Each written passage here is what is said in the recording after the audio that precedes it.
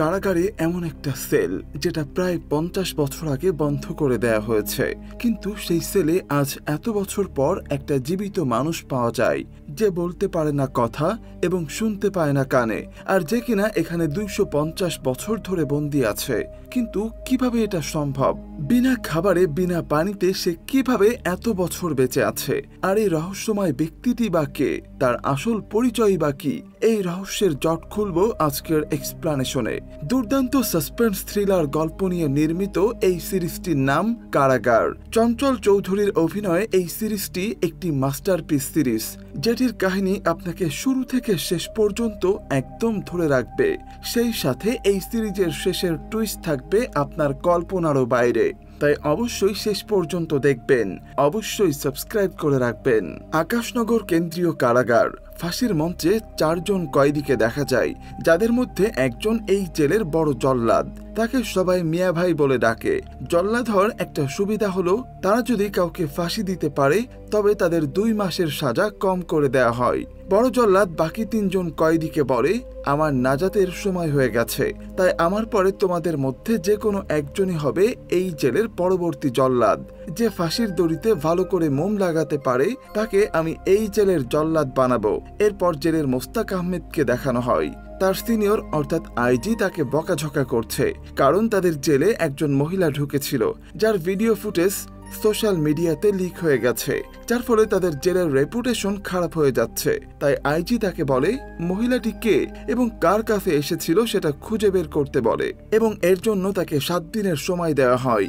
জেলে নতুন জয়েন করা এক পুলিশের উপর দায়িত্ব পড়েছে জেলে কতজন কয়েদি আছে তা গুনে দেখার। গণনা করা হয়ে গেলে সে রিপোর্ট করে জেলে মোট 326 জন কয়েদি আছে, কিন্তু বাকি পুলিশরা তাকে আবারও গুনে দেখতে বলে। তখন সে আবারও গুনতে শুরু করে। আইজি চলে যেতেই মুস্তাক আহমেদ জেলের বাকি পুলিশদের উপর চড়াও হয়ে যান, কেন তারা রিপোর্ট না করেই যাকে তাকে জেলে ঢুকতে দেয়। এরপর সে খায়েরকে বলে ফুটেজটি কে লিক করেছে খুঁজে বের করেন, আর এই দিকটা আপনি সামলান, আর আপনার রিপোর্টটা আমি দেখছি। এখানে হয়তো খায়েরের পার্সোনাল কোনো রিপোর্টের কথা বলা হয়েছে, যা আমরা পরে জানতে পারবো। অন্যদিকে নতুন পুলিশটি আবারও রিপোর্ট করে যে কয়েদি 326 জনই আছে। তখন বাকি পুলিশরা ঠাট্টা করে বলে তুই হয়তো নিজেকে সহই গুনে আসছিস, কিন্তু তখন নতুন পুলিশ বলে আমি ঠিকই করেছি, বিশ্বাস না হলে আপনারা চলেন। তখন অন্য একজন পুলিশ বলে আমি এখানে অনেক বছর ধরে আছি, চোখ বন্ধ করে বলে দিতে পারি কোন সেলে কতজন কয়েদি আছে। এরপর সবাই বাজি ধরে কয়েদিদের গুনতে চলে যায়। মুস্তাক আহমেদ বাসায় গেলে তার স্ত্রী পান্না তাকে জিজ্ঞেস করে তারা কখন যাবে। মুস্তাক আহমেদ বলে জেলে মেয়ে মানুষ যাওয়া একদম নিষেধ। আর এইটা শুনে পান্না অনেক কষ্ট পায় এবং তাকে নিয়ে যাওয়ার জন্য জেদ করতে থাকে। আসলে তাদের একমাত্র ছেলে সজীব কারাগারে বন্দী রয়েছে এবং তার জন্মদিন উপলক্ষে পান্না তার সঙ্গে দেখা করতে চায়। অন্যদিকে কারাগারে ওই 4 জন পুলিশের কয়েদি গোনা শেষ হয়। কারাগারে 325 জন কয়েদি রয়েছে। তখন তারা নতুন পুলিশকে বলে কিরে বলেছিলাম না 325ই আছে। তখন নতুন পুলিশ একটা সেলের দিকে ইশারা করে বলেন আপনারা তো ওই সেলটাকে গুনলেনই না, এখানে তো কয়েদি আছে। তখন তাদের মধ্যে একজন বলে ওই সেল তো জন্মের আগে বন্ধ করে দেয়া হয়েছে। তখন নতুন পুলিশ বলে আপনারা হয়তো বা ভালো করে দেখেনি নাই, আসেন আমি দেখাই। এরপর সে ওই সেলের ভিতরে টর্চের আলো ফেলে। ভেতরে একজন কয়েদি শুয়ে আছে, আর এটা দেখে সবাই ভূত দেখার মতো চমকে ওঠে। মুস্তাক আহমেদকে খবর দেয়া হলে তিনি দ্রুত কারাগারে পৌঁছে যান। যে দেখেন সেলের মধ্যে সত্যি একজন মানুষ শুয়ে আছে। তারা সেলের ভেতরে ঢুকে মানুষটিকে জাগানোর চেষ্টা করে, কিন্তু তার ঘুম কিছুতেই ভাঙছিল না। তখন 2 জন পুলিশ তাকে ধরে ওঠায় এবং সেখান থেকেই তাকে নিয়ে যায়। মুস্তাক আহমেদ অবাক হয়ে ভাবেন এই 145 নাম্বার সেল তো প্রায় 50 বছর যাবৎ বন্ধ ছিল, কারণ এই সেলে যাকেই রাখা হতো কোন এক অদ্ভুত কারণে গলায় ফাঁসি দিয়ে আত্মহত্যা করত। কোনোভাবেই তাদেরকে ধরে রাখা যেত না, তাই এই সেলটিকে তালাবদ্ধ করে দেয়া হয়েছিল। তাহলে এই কয়েদি এখানে এলো কি করে? মনের ভেতর যেন রহস্যের জট লাগতে শুরু করলো। এরপর তারা অজ্ঞাত কয়েদিটির চুলগুলো কেটে ফেলে। তারা তাকে জিজ্ঞাসাবাদ করে, কিন্তু সে কোনো কথাই বলে না। ফলে তাকে উল্টো করে ঝুলিয়ে দেওয়া হয় এবং আসলাম নামের একজন পুলিশ তাকে টানা 2 ঘন্টা মারধর করে, কিন্তু তবুও সে আগের মতোই নির্বাক। মুস্তাক আহমেদ তার একটি ছবি তুলে নেন এবং খায়েরকে বলেন আজকে জেলে যে যে ঢুকেছে তাদের সবার একটি লিস্ট তৈরি করো, আর বাকি কয়েদিদের জেরা করো তারা কিছু জানে কিনা, আর তার ফিঙ্গারপ্রিন্টও নিয়ে নাও। এটা বলে সে ওখান থেকে চলে যায়। খায়ের কয়েদির ফিঙ্গারপ্রিন্ট নিয়ে নেয়। এদিকে বাকি পুলিশরা তাকে জিন ভূত ভেবে ভয় পেতে শুরু করে, কারণ 2 ঘন্টা টর্চার করার পরও তার মুখ থেকে কোনো আওয়াজ বের হয়নি। মোস্তাক আহমেদ তার ছেলে সজীবের সঙ্গে দেখা করতে যায়। সজীব জুয়া খেলার সঙ্গে জড়িত ছিল, কিন্তু পরবর্তীতে সে এসব ছেড়ে দেয় এবং পুলিশের কাছে তার গ্রুপের সকলের নাম লিক করে দেয়, যার কারণে কিছু লোক তার পেছনে লাগে। তাই ছেলেকে বাঁচাতে মোস্তাক আহমেদ অন্য একজন কয়েদির পরিবর্তে তাকে এই জেলের মধ্যে লুকিয়ে রেখেছে। সে সজীবকে ওই কয়েদির ছবি দেখিয়ে বলে, চেনো একে তোমাদের মধ্যে কেউ? সজীব বলে, না চিনি না, তাছাড়া সবার চেহারা আমার মনে নেই। মোস্তাক আহমেদ তার বন্ধু আশফাককে ডেকে পাঠায়, যে একজন সিআইডি অফিসার। সে তাকে লোকটির ফিঙ্গারপ্রিন্ট দিয়ে বলে, লোকটির ক্রিমিনাল রেকর্ড খুঁজে বের করো। আশফাক বলে, লোকটি কে? মোস্তাক বলে, সেটা জানলে তো হতোই। তখনই একজন বোরকা পরিহিত মহিলাকে দূর থেকে তাদের উপর নজর রাখতে দেখা যায়। এরপর দেখা যায় অজ্ঞাত কয়েদিকে মারধর করা পুলিশ আসলাম বাইকে করে বাড়ি যাচ্ছে। হঠাৎ তার বাইকের সামনে একটি কালো ভেড়া চলে আসে, আর সে ব্রেক সামলাতে না পেরে দুর্ঘটনার শিকার হয়, যার ফলে জেলের বাকি পুলিশেরাও ওই কয়েদিটির গায়ে হাত দিতেও ভয় পেতে শুরু করে। তাদের ধারণা লোকটি ভূতপ্রেত অথবা কোনো আধ্যাত্মিক ক্ষমতা সম্পন্ন ব্যক্তি, যার কারণে আসলাম দুর্ঘটনার শিকার হয়েছে। না হলে এত রাতে মাঝ রাস্তায় কালো ভেড়া কোত্থেকে আসবে? মোস্তাক আহমেদ আবারও সেই কয়েদিটির সঙ্গে দেখা করতে যান এবং তার সঙ্গে কথা বলার চেষ্টা করেন, কিন্তু এবার তিনি জানতে পারেন যে আসলে সে একজন বোবা ও বধির, মানে সে কানে শোনে না কিন্তু সে লিখতে পারে। তাই তিনি তাকে কাগজ ও কলম দেন। লোকটি আরবি ভাষায় কিছু একটা লিখে দেয়, কিন্তু তাদের মধ্যে কেউই আরবি জানে না। তখন মোস্তাক আহমেদ বড় জল্লাদ অর্থাৎ মিয়া ভাইয়ের কাছে যান, কারণ সে আরবি পড়তে জানে। কিন্তু তার কাছে যেতে সে বলে, এটা আরবি না, এটা ফার্সি। সে ফার্সি জানে না, কিন্তু দুইটা শব্দ সে বুঝতে পেরেছে, একটি 250 এবং অন্যটি মীর জাফর। তখন মোস্তাক আহমেদ কয়েদির কাছ থেকে জিজ্ঞেস করে, আপনার নাম কি মীর জাফর? লোকটি বলে না। এরপর সে হাত দিয়ে গলা কাটার মতো কিছু একটা দেখাতে থাকে, যা মোস্তাক আহমেদ বুঝতে না পারলেও মিয়া ভাই হেসে ওঠে। আর রহস্যময় ওই ব্যক্তিটি তার দিকে অবাক হয়ে চেয়ে থাকে। মিয়া ভাই তার 3 শিষ্যকে বলে, লোকটির চোখে এমন কিছু দেখেছি যা সবার চোখে থাকে না, আর এই চাহনি যাদের থাকে তারা নিজেদের ভাগ্য নিজেরাই গড়ে। এরপর সে কিছু একটা ভেবে আবারও বলে, কোরআনে জন্ম ও মৃত্যুর উল্লেখ 145 বার করা হয়েছে, আর লোকটিকেও 145 নাম্বার সেলেই পাওয়া গিয়েছে। কারাগারের অন্যান্য কয়েদিরা বিশ্বাস করতে শুরু করে ওই কয়েদিটি আর কেউ না, তাদের গাজী পীর বাবা। তিনি অনেক বছর আগে উধাও হয়ে গিয়েছিলেন আর এখন আবার ফিরেও এসেছেন। তাই তিনি 145 নাম্বার কয়েদিকে বাবা বলে ডাকতে শুরু করে এবং তার কাছে গিয়ে তাদের চা পাওয়ার কথা জানায়। আশফাক মোস্তাক আহমেদকে বলে, কয়েদিটির ফিঙ্গারপ্রিন্ট কারো সাথেই ম্যাচ করেনি, অর্থাৎ তার কোনো ক্রিমিনাল রেকর্ড নেই। এরপর তারা দুজন কয়েদিকে আবারও জিজ্ঞাসাবাদ করতে যায়। আশফাক তাকে জিজ্ঞাসা করে, এখানে কি করে এলেন? কয়েদিটি ইশারায় কথা বলতে শুরু করে। তখন আশফাক তাকে পরীক্ষা করতে পেছন থেকে একটি লাঠি দিয়ে সজোরে টেবিলে আঘাত করে আর সবাইকে জিজ্ঞেস করে চোখের পলক ফেলেছে, কিন্তু সবাই চুপ করে, কারণ কয়েদিটি তার মতোই ইশারায় কথা বলতে ব্যস্ত, যে আসলেই কানে শুনতে পায় না। এরপর আমরা একটি মেয়েকে দেখতে পাই। এই মেয়েটির নাম মাহা, আশফাকের স্ত্রীর বান্ধবী। সে প্রেগনেন্ট, তাই হসপিটালে চেক আপ করতে এসেছে। তখনই আশফাক তাকে দেখা করতে বলে। দেখা করার পর আশফাক তাকে ওই কয়েদির ব্যাপারে বলে এবং তার সঙ্গে কারাগারে যেতে অনুরোধ করে, কারণ মাহা সাইন ল্যাঙ্গুয়েজ বুঝতে পারে। কারাগারে মেয়ে মানুষ ঢুকতে দেওয়া নিষেধ, তাই মোস্তাক আহমেদ প্রথমে আপত্তি জানালেও পরে কোনো উপায় না দেখেও রাজি হয়ে যান। মাহা ওই অজ্ঞাত কয়েদিটির সঙ্গে কথা বলে সে তাকে সাইন ল্যাঙ্গুয়েজে বলে সে মীর জাফরের খুনি, সেই মীর জাফর যে নবাব সিরাজউদ্দৌলার সঙ্গে বেইমানি করেছিল, এবং সে মীর জাফরের রাঁধুনি ছিল। খাবারের সঙ্গে বিষ মিশিয়ে সে মীর জাফরকে হত্যা করেছিল, এই কারণেই তাকে সাজা ভোগ করতে হচ্ছে। মাহা বলে, কিন্তু মীর জাফর তো কুষ্ঠ রোগে মারা গিয়েছিল। লোকটি বলে, যুদ্ধ হয় আগে আর ইতিহাস লেখা হয় পরে। সত্য জানে তারাই যারা নিজ চোখে দেখেছে। আমি নিজ চোখে দেখেছি, আমি এই ইতিহাসের সাক্ষী। মোস্তাক আহমেদ আর আশফাক হতাশ হয়ে যায়। তারা নিশ্চিত লোকটি তাদেরকে মিথ্যা কথা বলে যাচ্ছে। তারা বাহাকে জিজ্ঞেস করতে বলে, সে এখানে এলো কি করে? কয়েদি বলে, আমি 250 বছর ধরে কারাগারে বন্দী। তখন সবাই অবাক হয়ে যায়।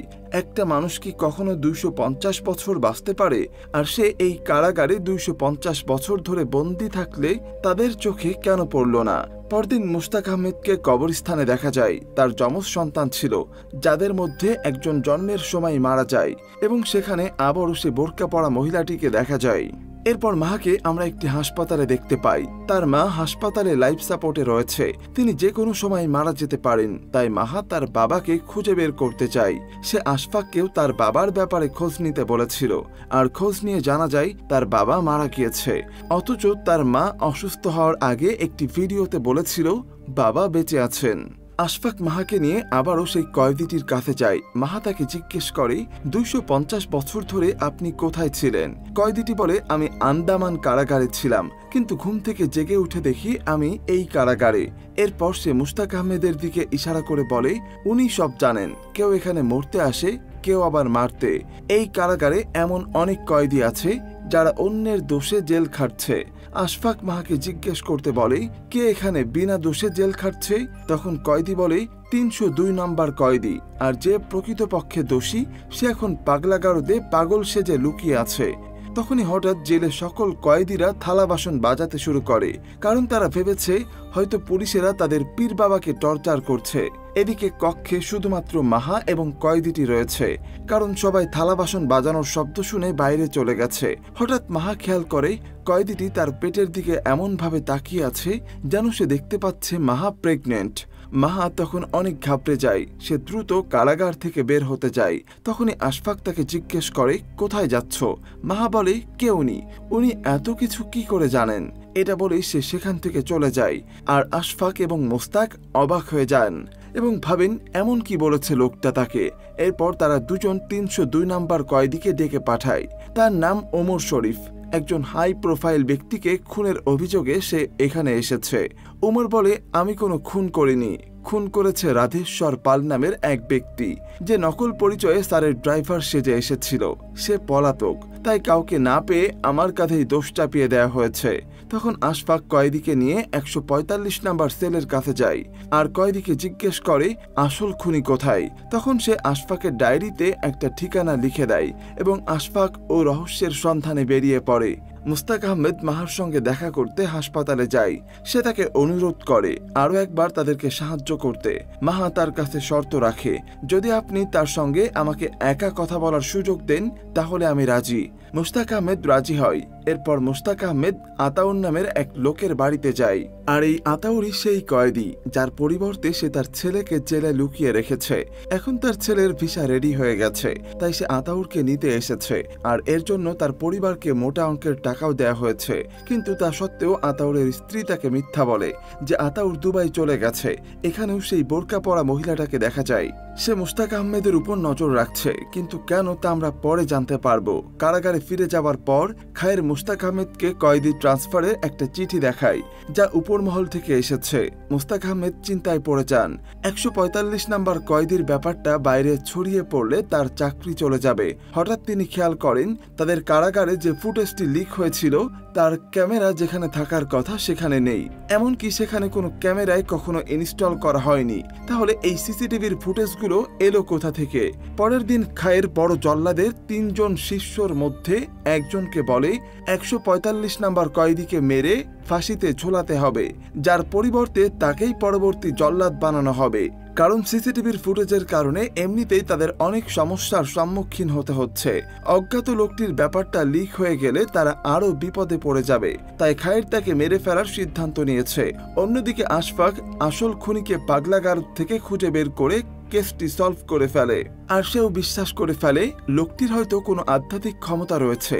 তাই সে তার আরো কিছু কেস যা সে এখনো সলভ করতে পারেনি সবগুলোর ফাইল নিয়ে কারাগারে যায়। আর এতে মুশতাক আহমেদ তার উপর ক্ষিপ্ত হয়ে ওঠে আর তাকে কারাগারে ঢুকতে নিষেধ করে দেন। রাতে মিয়া ভাই 145 নম্বর সেলের কাছে যায়।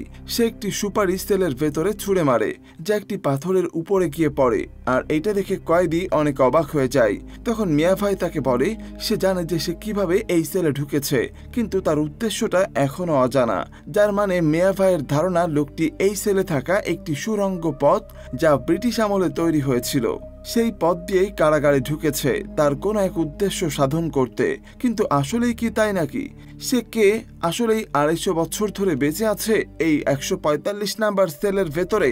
পরের দিন সে হাই প্রোফাইল কেসের খুনি রাজেশ্বর পালকে ধরে কারাগারে নিয়ে আসা হয় এবং সে কারাগারে এসে এক কয়েদিকে বলে তাদের পীর বাবাকে সে মেরে ফেলবে। মাহাকে কয়েদিটির সঙ্গে একান্তে কথা বলার সুযোগ দেয়া হয়।